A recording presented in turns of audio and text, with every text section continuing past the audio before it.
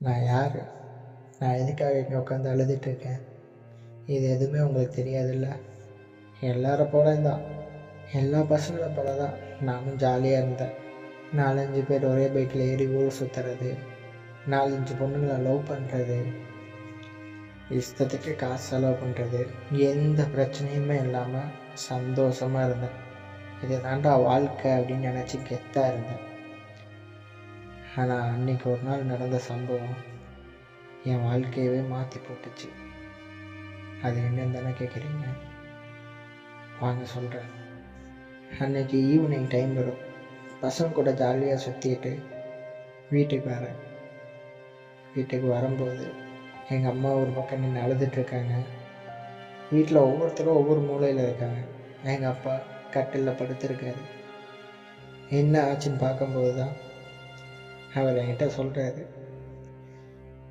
இவ்வளோ வருஷம் நான் அந்த குடும்பத்துக்காக உழைச்சிட்டேன், எவ்வளவோ கஷ்டப்பட்டேன், எவ்வளவோ பண்ணிட்டேன், இதுக்கு மேலே என்னால் முடியாது, இதுக்கப்புறம் இந்த குடும்ப பொறுப்பெல்லாம் நீ தான் பார்க்க போகிற, உனக்கு நிறைய கஷ்டம் வரும், ஆனால் அதெல்லாம் பொறுத்து சமாளித்து போகணும், சமாளித்து நீ போவ, ஏன்னா உன் கூட நான் இருக்கேன் அப்படின்னாரு. எனக்கு அதுக்கு அர்த்தம் எனக்கு அப்போ தெரியலை. எங்கள் அப்பா அப்போ தான் சொல்கிறாரு, வீட்டில் இவ்வளோ கடன் இருக்குது, இத்தனை லட்ச ரூபா கடன் இருக்குது, இதெல்லாம் நீ தான் பார்க்க போகிற அப்படின்னு. சரி கடன் தானே, வேலைக்கு போய் எல்லாமே கட்டி முடிச்சிடலான்னு நானே ஈஸியாக எடுத்துக்கிட்டேன். ஆனால் வேலைக்கு போகும்போது தான் தெரிஞ்சா அது எவ்வளோ கஷ்டம் அப்படின்னு. வீட்டோட பொறுப்பை எல்லாம் சுமந்து என் வீட்டை விட்டு வேலைக்கு போகிறேன்னு நினைக்கும் போது தான் வாழ்க்கையோட ஒவ்வொரு நொடியும் எவ்வளோ கஷ்டங்கிறத அப்போ தான் எனக்கு புரிஞ்சிச்சு. ஏன்னா வேலை தேடி போனால் ஒருத்தனும் வேலை கொடுக்கல. நீ யார், எங்கிருந்து வர, என்ன ஏரியா, உன் பேர் என்ன, இப்படி இதெல்லாம் கேட்டதுக்கப்புறமும் சாரி வேலை இல்லை அப்படின்னு ஈஸியாக சொல்லிடுறானே. சரி இதுக்கப்புறம் நமக்கு பெரிய கம்பெனிலாம் வேலை கிடைக்காது, ஆனால் போகிற எந்த பக்கமும் வேலை கிடைக்கல, வேலை எவனும் கொடுக்கவும் மாட்டேங்கிறான். சரி தள்ளு வண்டி கடை ஹோட்டல்லன்னு எங்கேயாவது வேலை செய்யலான்னு பார்த்தா எனக்கு இருக்கிற கடனுக்கு அந்த சம்பளமும் எனக்கு பத்தாது. என்ன பண்ணுறதுனே தெரியாமல் எவனாவது காலில் விழுந்து ஹெல்ப் கேட்டு ஒரு கம்பெனியில் போய் வேலைக்கு சேர்ந்தான் அவன் கண்டபடிக்கு நம்மளை கிளின்னு கிழிக்கிறான். அவன் பேசுகிறதுக்கு ஒரு வார்த்தை கூட என்னால் எதிர்த்து பேச முடியல. வீட்டில் எங்கள் அப்பாவோ எங்கள் அம்மாவோ இவங்க யார் திட்டினாலுமே சடனாக கோவப்பட்டு சாப்பாட்டு தட்டை தூக்கி எறிகிறதோ இல்லை அவங்கள்ட்ட கத்துறதோ திருப்பி பேசுகிறதோ இந்த மாதிரிலாம் பண்ணிகிட்டு இருந்தேன்னா இன்றைக்கி எவனோ ஒருத்தன் நீ எல்லாம் எதுக்கு இருக்க, சாப்பாடு தான் சாப்பிட்றியா இல்லை வேறு ஏதாவது சாப்பிட்றியான்னு கேட்குறான்.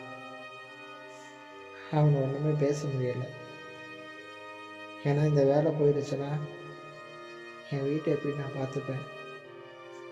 அவன் திட்டும்போது கூட எனக்கு இவ்வளோ கடன் இருக்குது, இதை எப்படி சமாளிக்க போகிறேன்னு தான் யோசிச்சுட்ருக்கேன். வேலையெல்லாம் முடிச்சுட்டு அவன் வேலை டென்ஷன், இந்த மேனேஜர் திட்டினதெல்லாம் மண்டைக்குள்ள ஓட்டிக்கிட்டே இருக்கும் பைக் ஓட்டிகிட்டு வரும்போது. அப்படியே பைக்கை கொண்டு போய் ஏதாவது லாரியில் விட்டுடலாமான்னு தோணும். ஆனால் விடவும் முடியாது. நம்ம போயிட்டா வீட்டை யார் பார்த்துப்பா, இவ்வளோ கடனை யார் கட்டுவா, போயிட்டா குடும்பம் நடுத்தருவில் நிற்குமே, என்ன பண்ணுறதுன்னு பல்ல கடிச்சிட்டு வீட்டுக்கு போவோம். வீட்டுக்கு போனால் அங்கே அம்மா தட்டில் சாப்பாடு போட்டு குழம்பெல்லாம் ஊற்றி கொடுப்பாங்க. அதை ஒரு வாய் பிணைஞ்சு வாய்க்கிட்ட எடுத்துகிட்டு போகும்போது, ஏப்பா சம்பளம் வந்துடும்ல, நாளைக்கு கரண்ட் பில்லு மளிகை ஜாமான்லாம் வாங்கிடலாம் தானே அப்படின்னு கேட்பாங்க.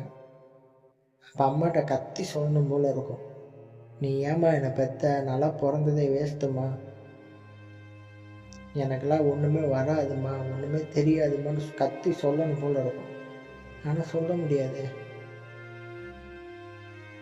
என்னை பெற்று இவ்வளோ பெருசாக ஆளாக்கிறதுக்கு அவங்க எவ்வளோ கஷ்டப்பட்டுருப்பாங்க. அந்த கஷ்டத்தெல்லாம் ஒரு நாள் கூட என்கிட்ட சொன்னது இல்லையே. அப்புறம் நான் மட்டும் எப்படி அவங்கக்கிட்ட என் கஷ்டத்தை சொல்லி புலம்புறது. நானும் சிரிச்சுக்கிட்டே சரிம்மா கட்டிடலான்னு அந்த சாப்பாடு கூட சாப்பிட முடியாமல் எனக்கு போகுது, நான் வெளியே சாப்பிட்டு வந்துட்டேன்னு போய் சொல்லிவிட்டு பசியோட வீட்டில் போய் என் ரூமில் படுப்பேன். அப்படி படுத்த நாட்கள் இரவுகள் நிறையவே இருக்குது. நான் மட்டும் இல்லை, என்னை மாதிரி மிடில் கிளாஸ் இருக்க எல்லா பையனுமே இப்படி தான் பண்ணியிருக்கேன். ஏதாவது ஒரு சூழ்நிலையாவது என்னடா வாழ்க்கை எதுன்னு அப்படின்னு கத்தி அழுதுருப்பேன். எங்களை மாதிரி பசங்களுக்கு அப்பா சொத்து சேர்த்து வைக்கலை, எதுவுமே பண்ணலை. அறிவை மட்டும்தான் கொடுத்துருக்கான்.